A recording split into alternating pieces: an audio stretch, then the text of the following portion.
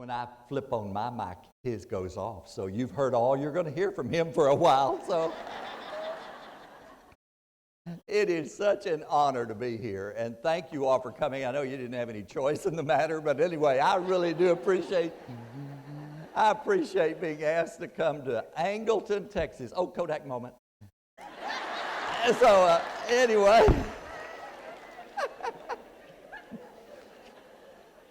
And you're such a happy group of people. I'm telling you, I love it. I met Shelley. Shelley, where are you? The librarian, been here for 100 years. Oh my gosh. And I have a dear friend, Shirley Brothers. Shirley, stand up. They don't know you, but I do. From Alvin, Texas. She came all the way over here. God love you, Shirley. I've known Shirley Brothers for years. She was the PR person at Alvin, and I was the PR person at Grapevine, and we're just like old friends. And board members, God bless you. Oh, I mean that. Thank you for what you do. We will never be able to thank you enough. It's a thankless job, and we love you for it. And listen, guys, you may not know your new superintendent. I don't know him real well, but we went to have dinner last night, and he picked up the ticket. Yay! and he took his son along with us. And Andrew, I'm going to tell you, if you have not met his son, Andrew, you have to do it. Andrew, you have to stand up for me. I'm sorry. I want him to see you.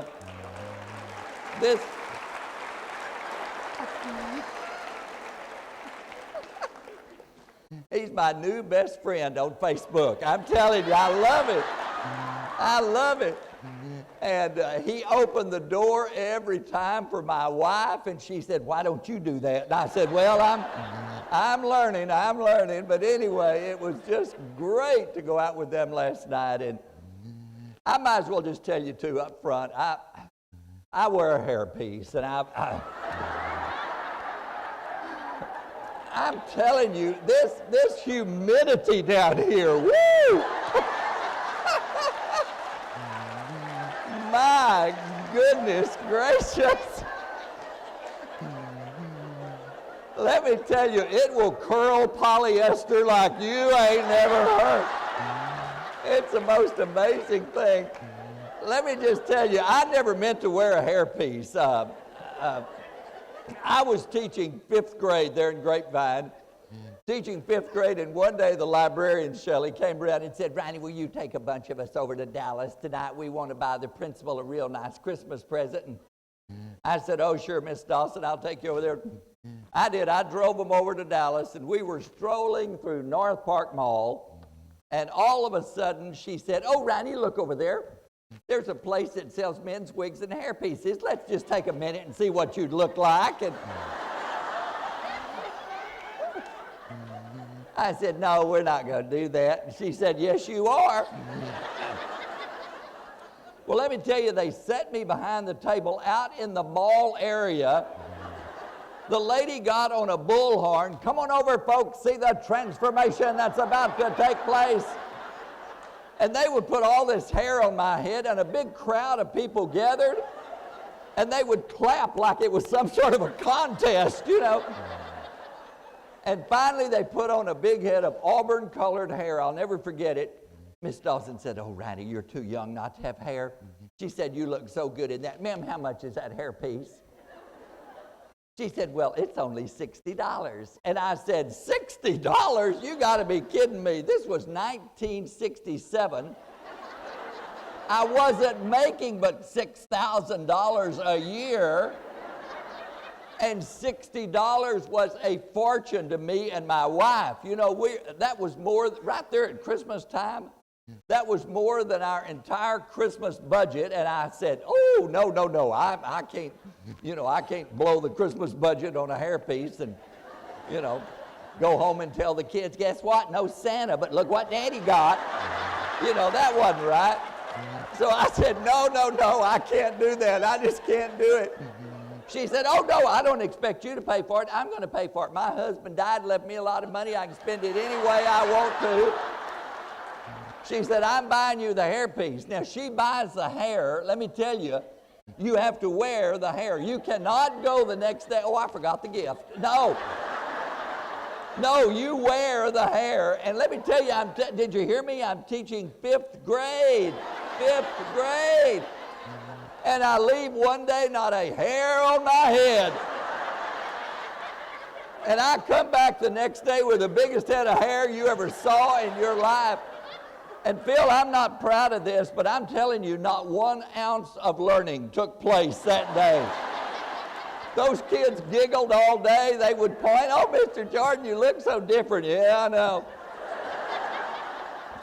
And it was one of those stretch wigs. You ladies may know what I'm talking about. It had a band of elastic in it. You'd pull that little rascal out, poof, pop it on your head, you know.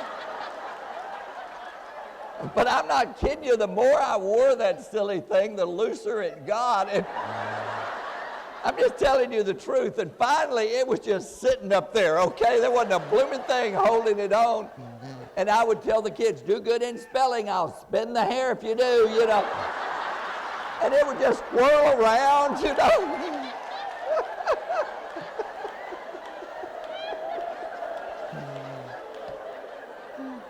I can't believe I'm telling you all this. And I'd be out on the playground, and we didn't have PE teachers back then. I'd be running from first to second base, you know, playing baseball with them. It would blow off, and the wind would catch it, and it'd go tumbling across the playground. I'll get it, Mr. Jordan, I'll get it, I'll get it. No, you got it yesterday, my turn, my turn. They would fight over who was going to chase the hair. So I did what any good elementary teacher would do. I put it on the classroom chore list. You know what Oh, they all had their week. They were so happy. They were so happy.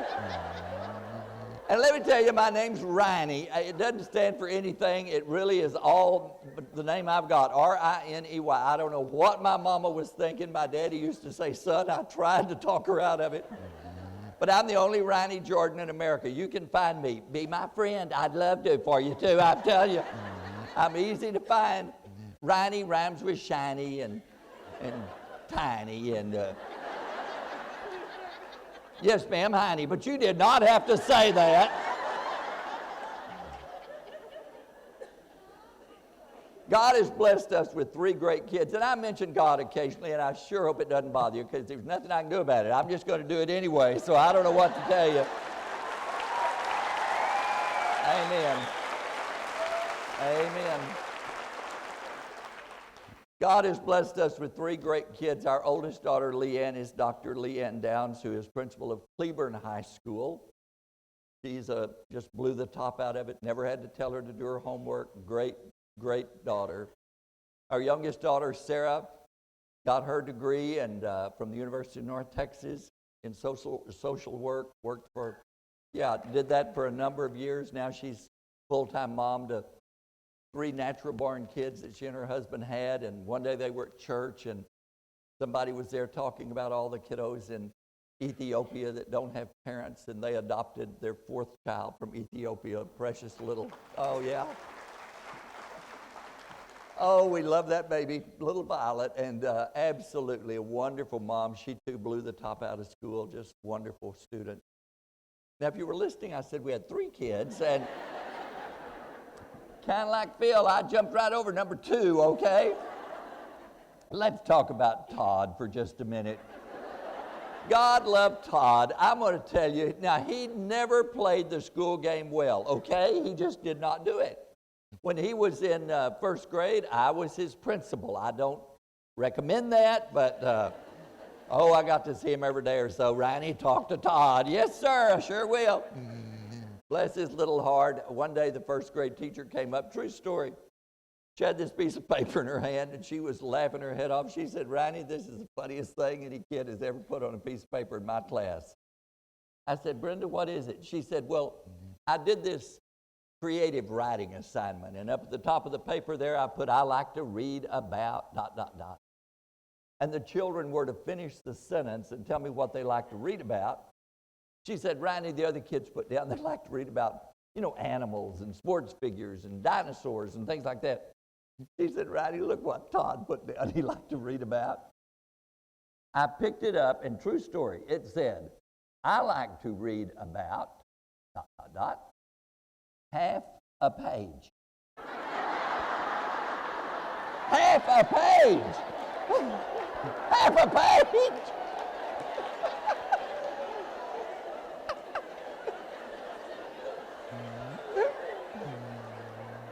Undoubtedly the most honest kid we had, I'm telling you. And then he went on to explain he really didn't like to read that much. He loved to play. When he was in second grade, he couldn't read a lick, couldn't read in second grade. At the end of second grade, I thought we ought to hold him back. Second grade teacher said, oh, he'll be fine in third grade. Let's move him on. She didn't fool me for a minute. I said, no, we're going to hold him back. I'm not that smart, but I think if you're going into third grade, you ought to know how to spell your name. It's only got 4 letters, T-O-D-D. Half the kids called him Tob because that's what he put on everything. Got those B's and D's backwards, you know.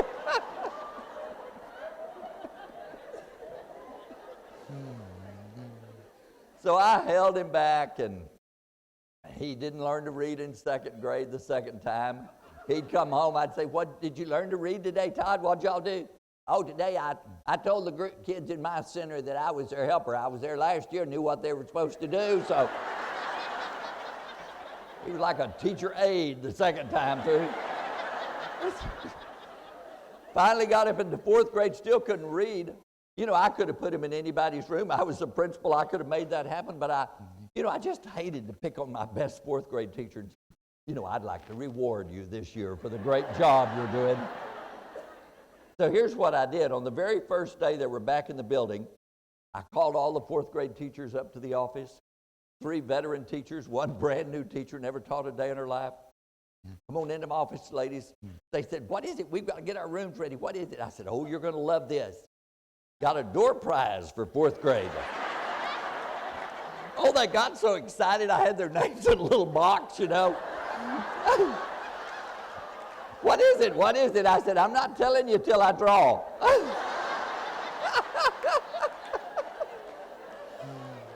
I reached in and drew the brand new teacher's name. They said, what'd she win? That's not fair. Brand new teacher winning the door prize. What'd she win? I said, well, ma'am, you don't know him, but you've won my son this year.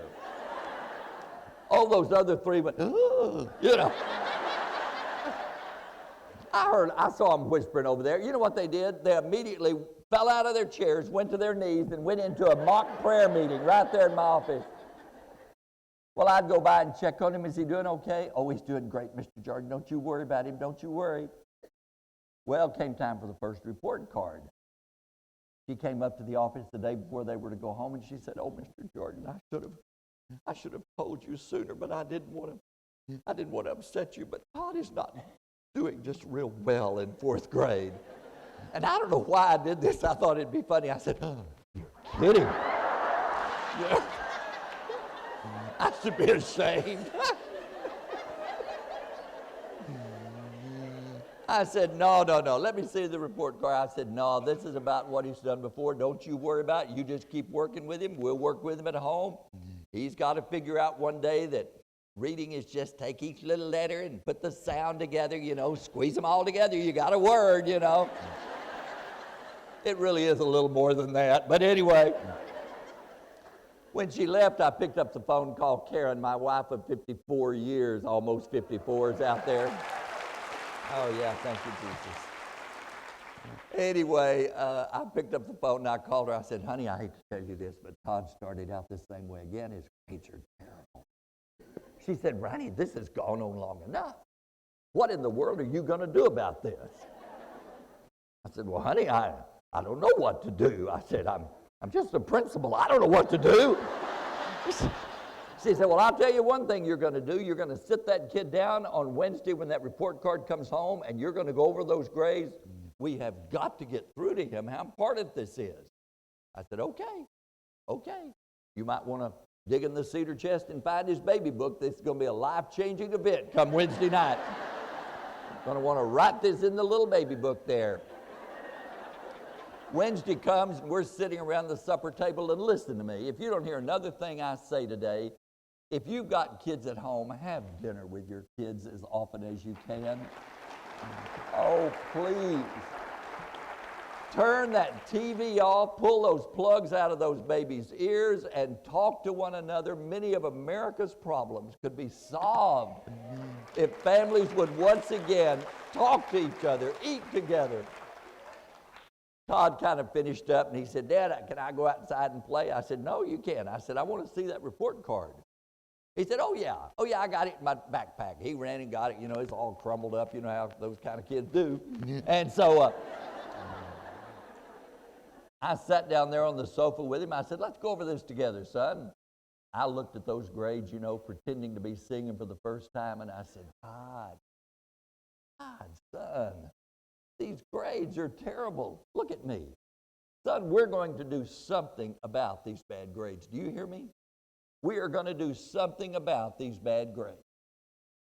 He looked so confused. He took the report card out of my hand. He studied those grades for a few minutes. And finally, he looked over at me and he said, Dad, I hate to be the one to tell you, but we're not going to be able to do a blooming thing about those grades. I said, oh, really? I'm kind of curious why you feel that way, son. He said, I'll tell you why I feel that way. We can't do a thing about them. Look at those grades, Dad. Hold them up to light. They put those grades in ink. We can't do anything about them. I said, Todd. I said, son, I love you, but that is not at all what I'm talking about. And he got up into middle school, and let me tell you, I told somebody this morning. I believe middle school teachers have the hardest job in this district, bar none. And listen, if you don't have a prayer list, you get out a sheet of paper and you start it right now and you put middle school teachers at the top of your list. We need to pray for you guys regularly. Anybody who would be willing to take a job, take on a kid when they're absolute worst, the hormones are flying and they're absolutely don't know which way to go, and for you to love them and care about them and make a difference in their life at the most difficult time in any of their lives, God bless you. God bless you. I mean it. Listen, he got up into middle school. Did I offend you, honey? I shouldn't have done that. I don't know what gets into me. Anyway, let me tell you, he got up into middle school and he finally learned to read in 6th grade. Finally learned how to read in 6th grade. And you know what else happened? He discovered that he could do things with his hands. And he got into wood shop and woodworking and he absolutely loved it. And he excelled in it. Listen, I don't know who decided that every kid needed to be an academic genius. Let me tell you, God has given every single one of your students. There are no exceptions. He's given every one of your students a gift. And folks, it's our job to determine what that gift is and do everything in our power to develop it. Listen, he got up into high school, got into vocational, and listen, board members, you guys push for vocational classes. You push for them. For many kids, listen, your reason for being is not a statewide test. It is not academics. It is a relationship and developing kids' gifts that they've got. So you guys push for vocational.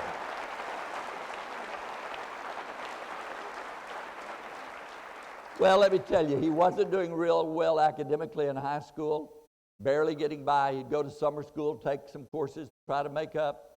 Late in his junior year, I remember talking to Karen, do you think he's going to graduate? You know, he was real discouraged. I'd held him back one year. I said, do you think he's going to drop out? Do you think he'll stick with it? I remember walking out to the mailbox one day, opened it up. Here was a big manila envelope from the high school, stamped on the front, graduation information. Opened promptly. Oh, and let me tell you, with tears streaming down my eyes, I walked in, I said, honey, they must know something we don't know. Look, they must think he's going to graduate. I said, honey, let's order several hundred invitations. Let's invite everybody we've ever known. It'll be a huge celebration. I ripped that thing open, looked at the price of those graduation invitations. Ooh, I said, ooh, honey, these are just good for one day. If he doesn't graduate, they go in the trash. I said, I don't know why they don't make them with just a blank there. You just write in the date if they really... Sure would save some money. I said, let's just order the bare minimum. She said, bare minimum, 25, that won't be enough. What if he really graduates? I said, honey, we'll do what every good school employee does. I'll take one up to school, put it on that.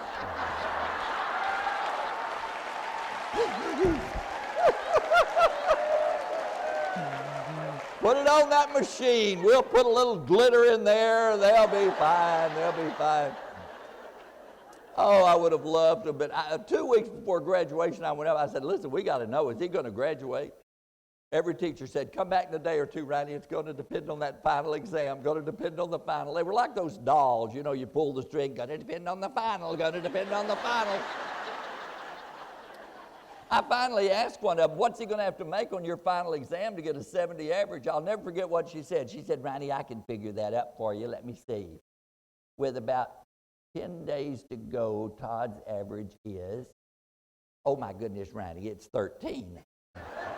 I said, 13? What's he going to have to make on the final exam to get a 70 average? She said, I'm not that good in math, but about 285 points ought to do it. She said, but don't you worry, we do amazing things with numbers up here at the high school. I said, woo, you go girl, you go girl. Oh, I would have loved to have been a fly on the wall watching them grade that kid's finals there in the lounge. Oh, my goodness, here's Todd Jordan. Oh, my goodness, he's going to need a lot of help from me. Let me see what I can do to help him. You know what? There's 85 bonus points right up there at the top. Look at that. That's the first time he has spelled Todd with 2 D's. Look at there. Let me tell you, he graduated. We went to the Tarrant County Convention Center. We were never so happy to get that kid graduated. When they called his name, I threw the hairpiece up a couple of times. I mean, we were one happy bunch. And let me tell you, 2 weeks later, we're sitting around the supper table again. Finished up the meal, Todd kind of leaned back and he said, Mom, Dad, it's time I told you all about a big decision I've made. I said, oh, son, you've made a decision? Honey, get the baby book, another biggie,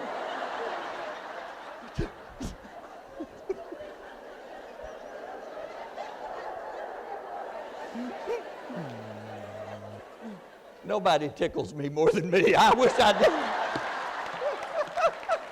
That's a crazy thing.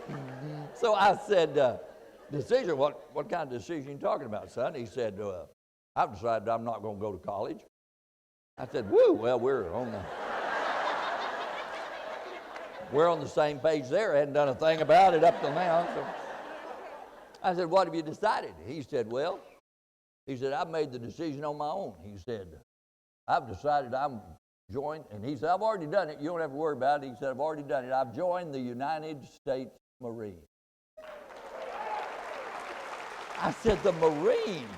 Todd, I'm curious, out of all the branches of service, Todd, why did you choose the Marines? I didn't want to say anything. Little old skinny thing like this, about that tall? I said, the Marines. Why the Marines, son? Why'd you choose the Marines? I'll never forget his answer as long as I live. He looked at me so seriously and he said, I'll tell you exactly why I decided to join the Marines. Because I'm sick and tired of people telling me what to do.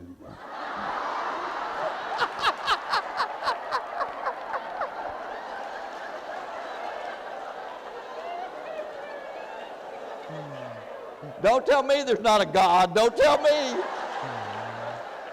Well, he went off to basic training, and for 13 weeks, you can't call them, can't communicate with them. Finally, at the end of that time, we get a little postcard in the mail. Private Jordan will be calling you on a certain date, certain time. Be expecting his phone call. Man, all the church came over. All of our family came over. You think he lived through it? Well, we're about to find out. Right? Right on the appointed moment, the phone rang. I picked up one. Karen picked up one. Hello, hello, is that you, Todd? Couldn't wait to hear his voice. First words out of his mouth, Oh, Mom, Dad. What was I thinking? I said, I don't know, son, but you don't have but 3 more years and 40 weeks. It'll just fly by.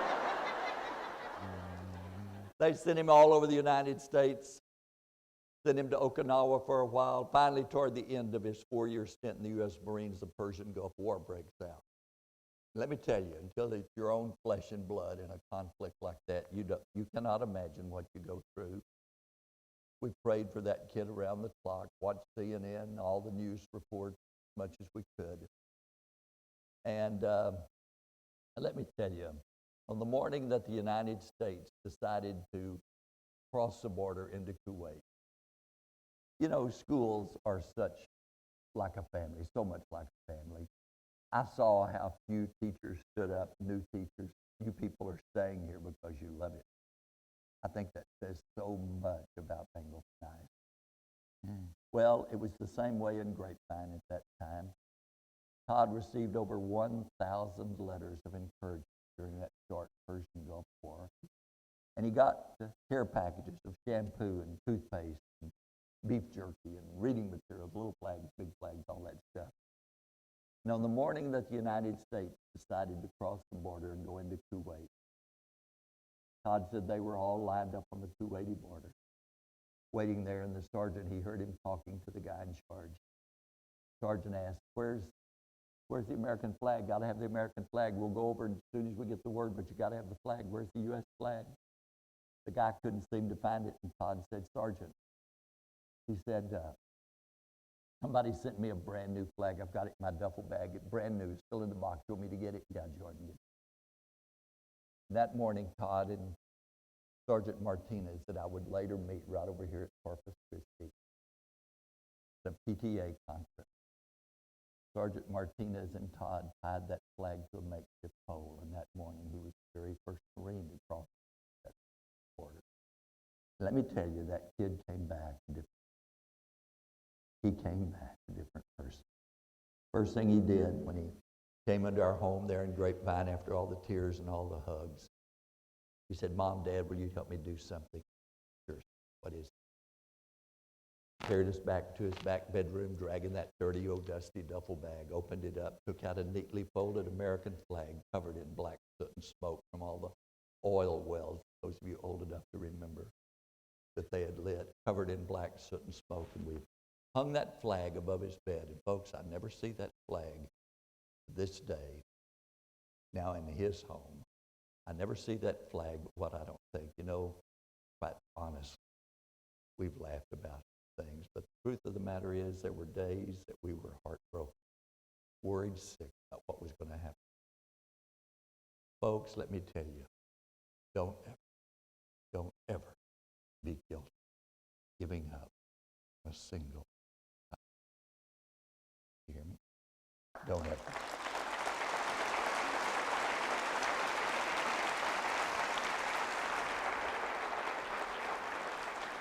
I'm a former teacher. It's all I ever wanted to do. They fired my, just a long story, make it short. They fired my principal one day.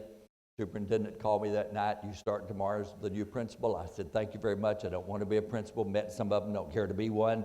He said, son, I don't believe you heard me. And I had to go back to school. Didn't want to be a principal, but I was the only one they chose. And they said, you're going to be it. I didn't apply for it, but I was suddenly the principal. Did that taught for 7 years, principal for 7 years in the elementary school there in Grapevine. One day they called up and said, Riney, need to see you in the office. Went over to see the superintendent. He said, the board of trustees met last night. Said, we're big enough now to have a department of public relations and communications. And Riney, you're going to be the new director of public relations. I said, well, I don't know why you would pick me for that. I didn't apply or anything. Why did you pick me? He said, well, weren't you in radio when you were in high school and college? And I said, yes. In fact, I can turn on the radio voice for you. Good morning. It's about 10 minutes after 10. Riney Jordan broadcasting live and direct from beautiful Angleton, Texas.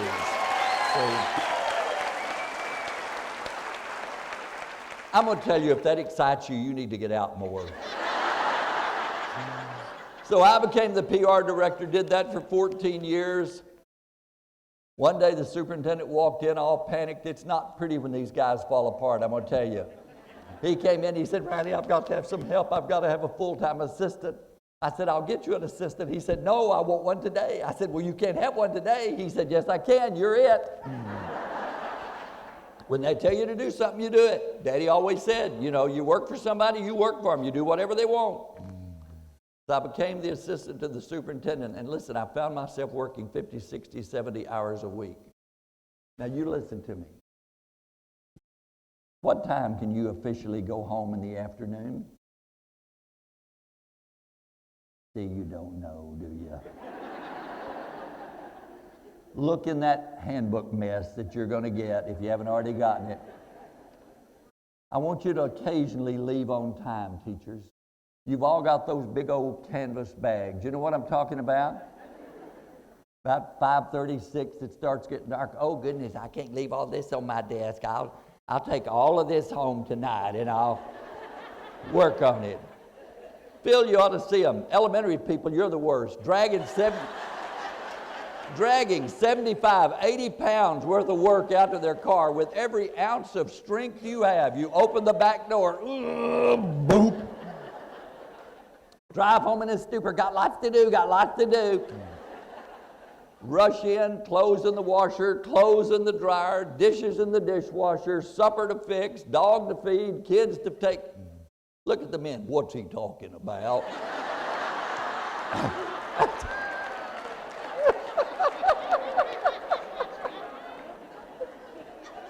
It's true. You ladies are killing yourself. And finally, about 10:30, 11, you get all that stuff done. You finally sit down, prop your feet up. Oh, it feels so good to get my feet off the ground. Oh. And then it hits you. Oh, my goodness, the bag is still out in the car. And night after night, you say this, oh, I'm too tired to mess with it tonight. I'll just drive it back to work tomorrow. And most nights, you don't even get it out of your car. Quit taking that junk home. And promise me you'll leave on time 2 or 3 afternoons a week. Do like Phil. Leave about 2:30 one day.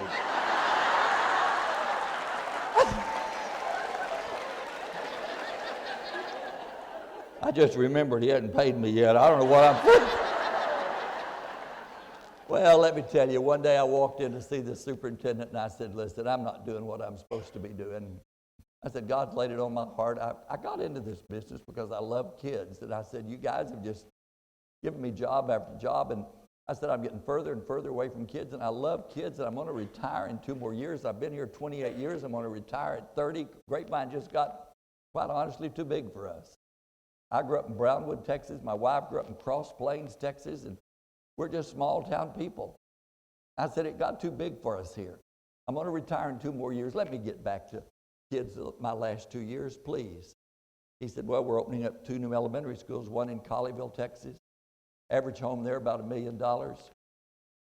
Really and truly, all the kids behind fences, big gated subdivisions. We used to load up Leanne, Todd, and Sarah and take them over there to trick or treat. They won't even let you in the gate.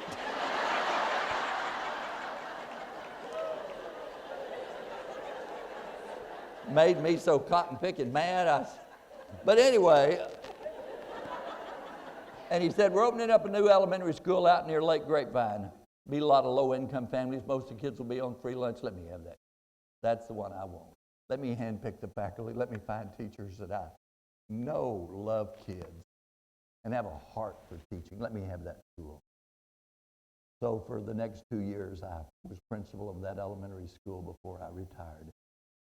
And you know, one of the things that shocked me was getting back with kids and realizing how differently things were from the time I'd started being communications director and assistant soup.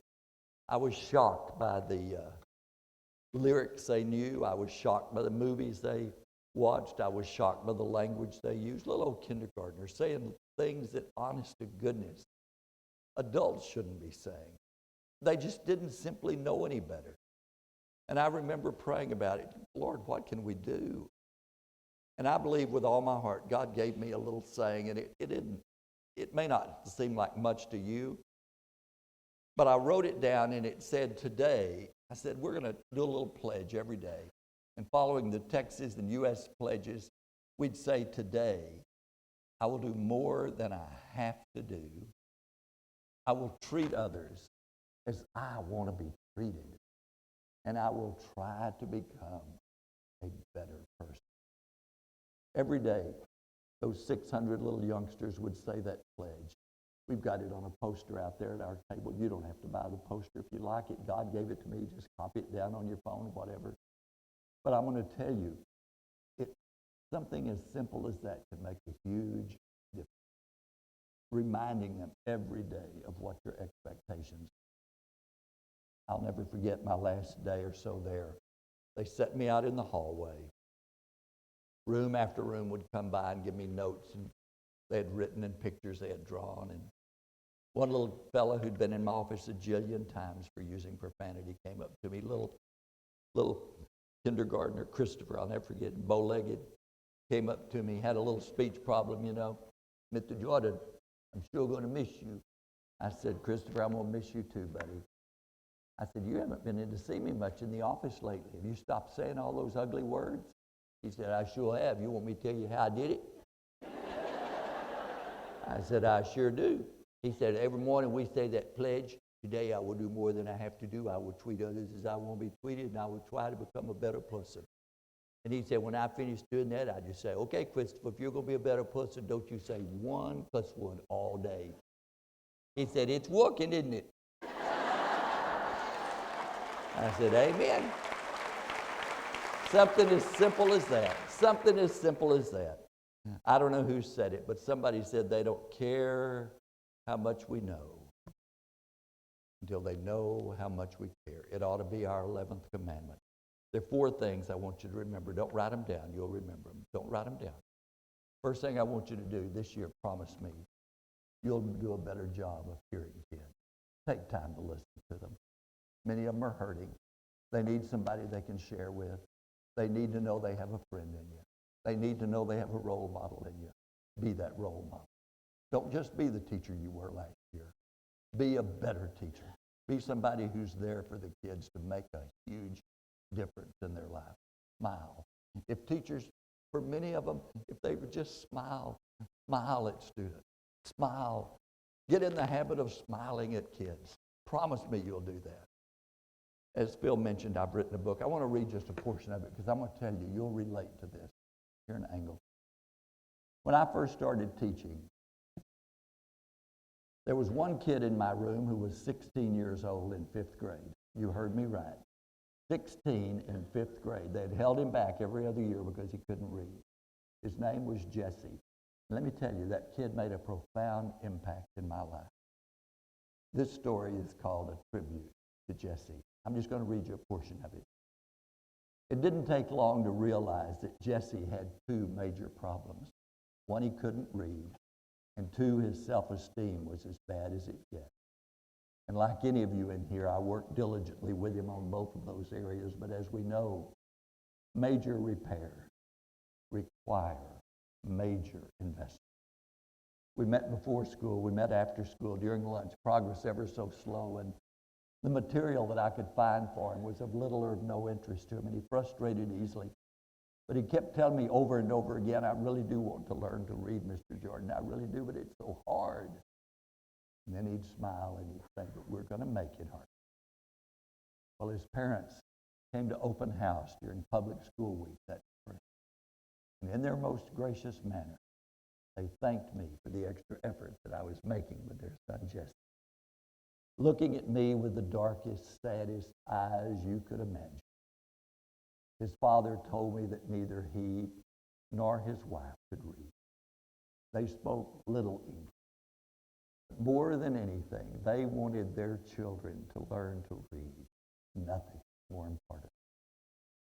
And as they got ready to leave that evening, Jesse's mother, who never said a word, quietly reached into the little purse that she was carrying and pulled out a package of homemade flour turkey. Well, the end of school came much too quickly that year. Jesse had made some progress, but oh, he still had a long way to go. I'll never forget, he stood back All the other youngsters were out of the room, and when it was just the two of us, he came up to me, threw those long arms around me, gave me a big hug, looked me right in the eye, and he said, Mr. J, thank you for all the extra time you gave me. You're a good teacher. Well, Jesse was one of those students that you never forget. They're fixed in your mind just as carvings, which are etched into stone. They're permanent. They don't go away. And almost 30 years later, I'm in my last year of working in the public schools. I'm serving once again as principal of an elementary school. It's the first day of my last year. I'm in the hallway and I look up just long enough to notice what appears to be an older looking gentleman walking in the front door. His walk is slow and he's uncertain where he's to go and what he's to do. But he's holding the hands of little twin girls who look like they're going to their first christening. Oh, ribbons are in their hair. Their shoes are sparkling. New school supplies are under their arms. Oh, you can tell by looking that this is an important day in their life, one they've been anticipating and preparing for and yearning for months. Well, I walk over to them, and as I reach them, his face breaks into a big smile. He extends his hand of greeting, Mr. Jordan, he said, do you remember me? I'm Jesse Sestata. Do you remember me?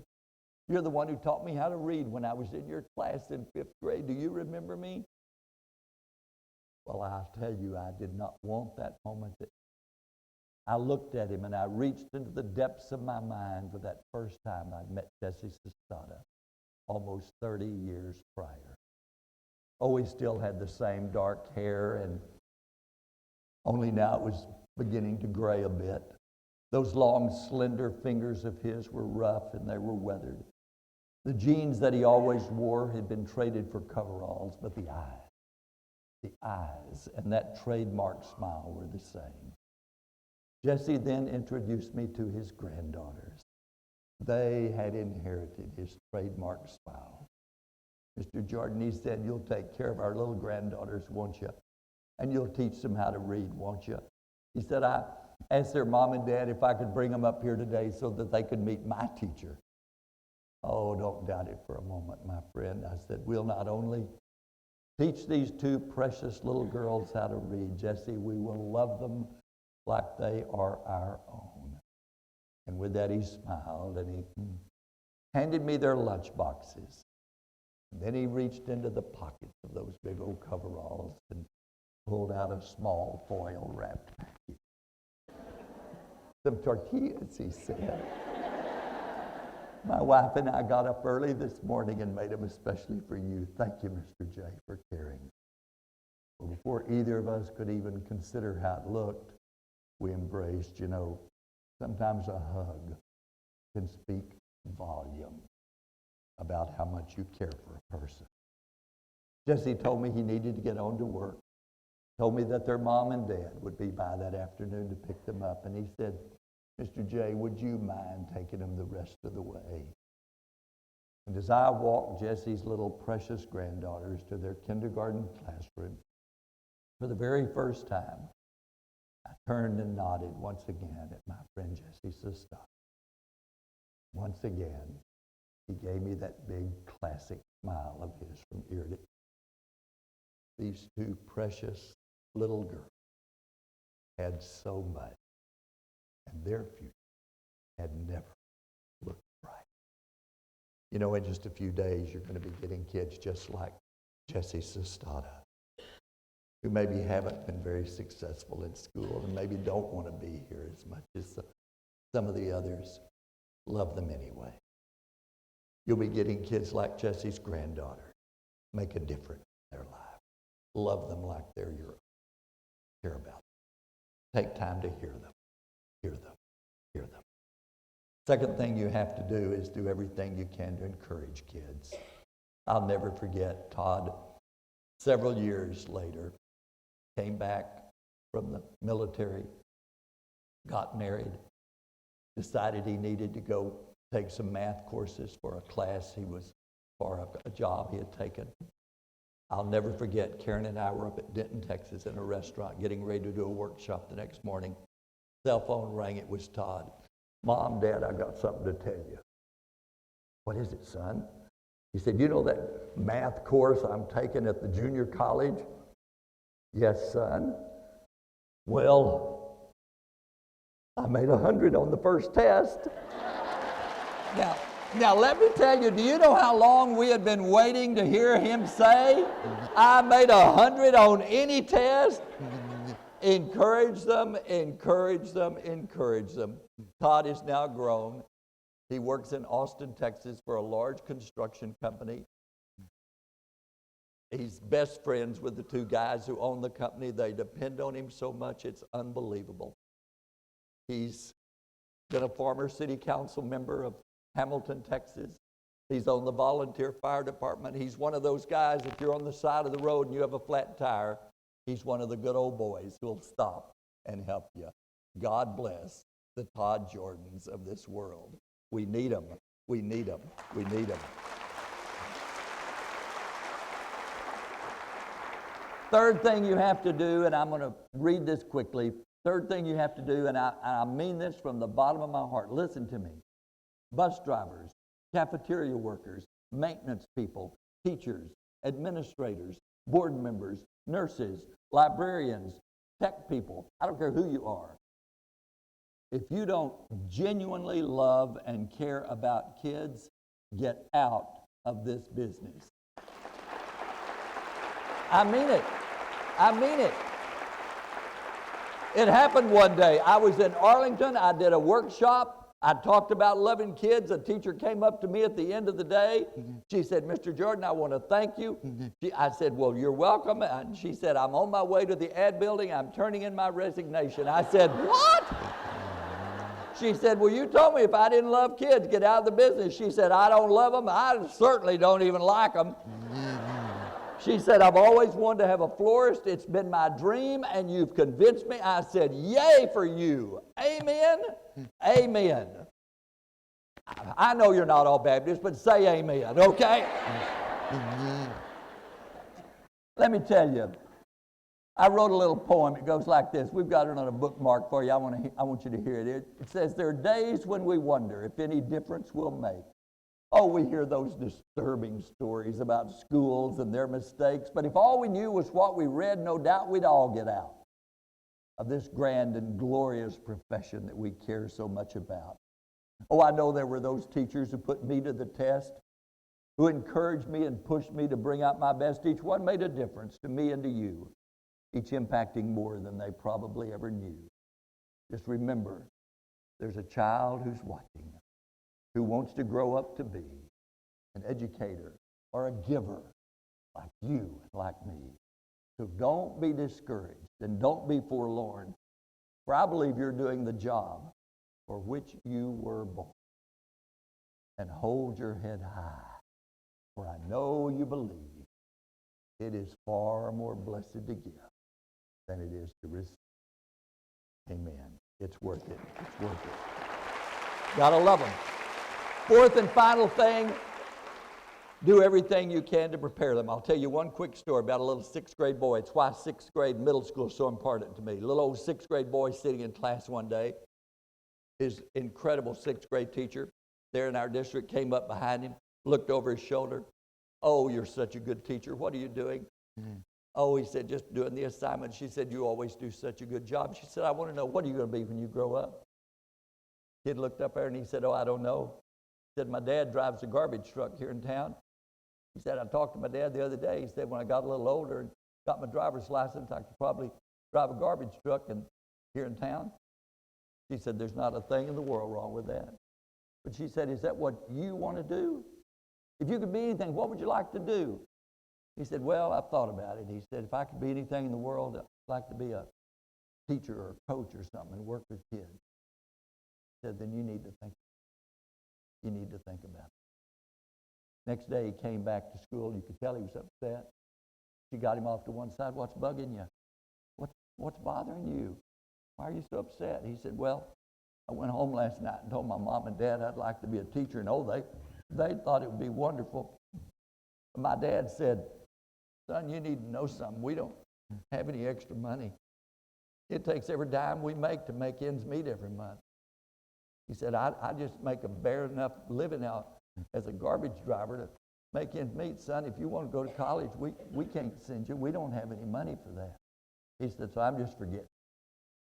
That incredible middle school teacher looked at him and she said, listen to me. Don't you be upset with your parents because they don't have the money to send you to college. Listen to me. If you want to go to college, you make it happen. She said, you make it happen. Listen, she said, you got so much in your favor you don't even realize. And she said, son, where there is a will, there's always a way. Years later, she always went to graduation there in the stadium. When graduation was over, she'd go around to all of her graduates, bragging on them, asking them what they were going to do. Came up to that kid, what are you going to do? He said, well, I've taken your advice. I'm going to college. I'm going to be a teacher. He said, you know, I've got somebody I think might could help you. Picked him up a few days later. He got in that car. He drove down to the local college in that area.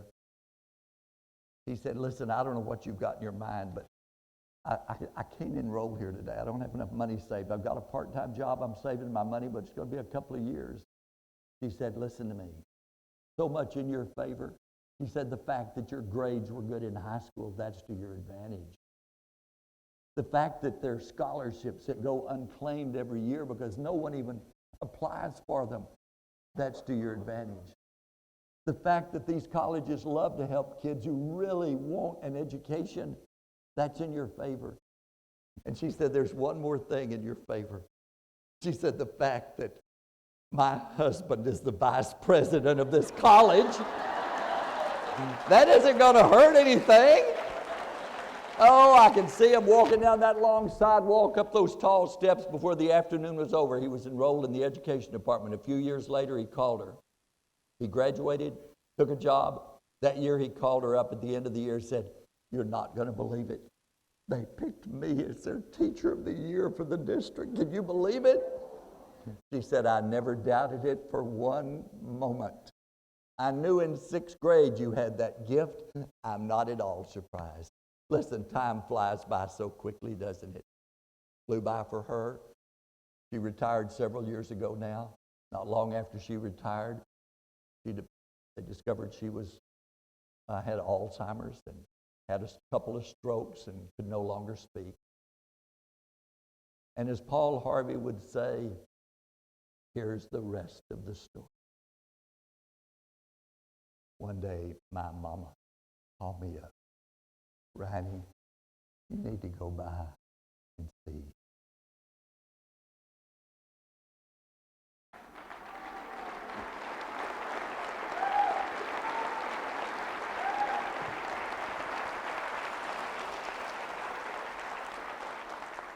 So I drove from Grapevine to Brownwood, went out to the nursing home where she was, walked in, spotted her almost immediately.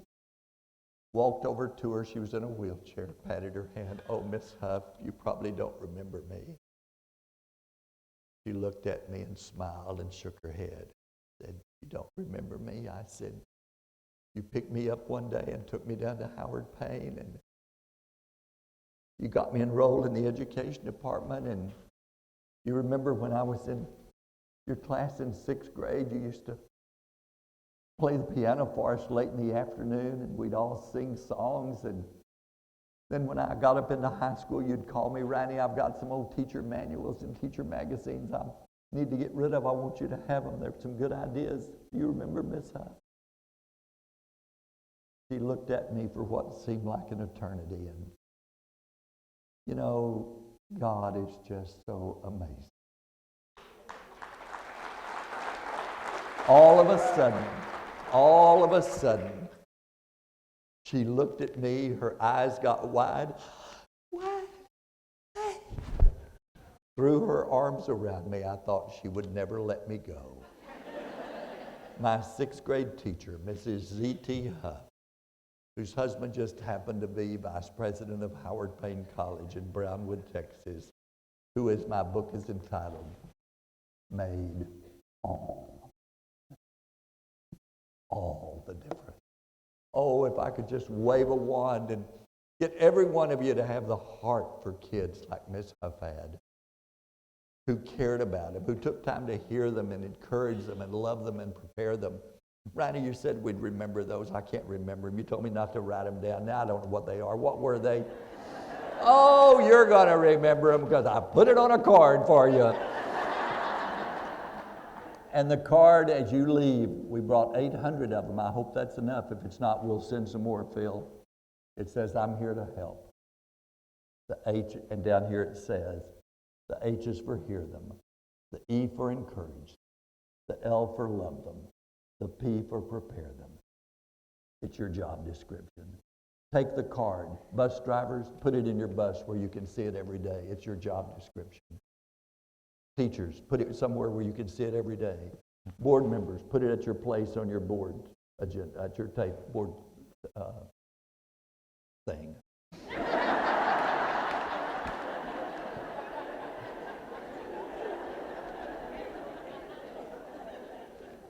Phil, take one, too. Put it where you can see it every day. It's your job description. And on those days when you think, what in the world have I gotten myself into? Look at that card. This is your job description.